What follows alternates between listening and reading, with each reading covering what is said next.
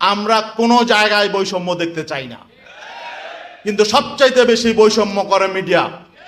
আমি বলবো মিডিয়া যাতে সকল দলের প্রতি ইনসাফ করে, আর যদি ইনসাফ না করেন সেই মিডিয়া বন্ধ করে দেওয়া হোক। মিডিয়া তো দেখা যায় রাতারাতি পরিবর্তন হয়ে গেছে। হ্যাঁ, আগে এখন আমি দু একটা মিডিয়ার খবর নিয়ে দেখলাম মালিকানাও পরিবর্তন হয়ে গেছে রাতারাতি। আগে আওয়ামী লীগের এমপি মন্ত্রীরা মালিক ছিল, এখন দেখি যে এর পেছনে চলে আসছে বিএনপি পন্থী ব্যবসায়ীরা, নেতারা।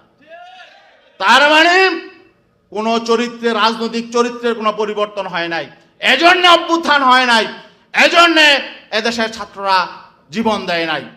আগে আওয়ামী লীগের গুণগান গাইতো, এখন দেখা যায় দুই একটা দলের গুণগান গায়। এটা মিডিয়ার দায়িত্ব না, যা সত্য তা তুলে ধরতে হবে। ইসলামী আন্দোলন বাংলাদেশ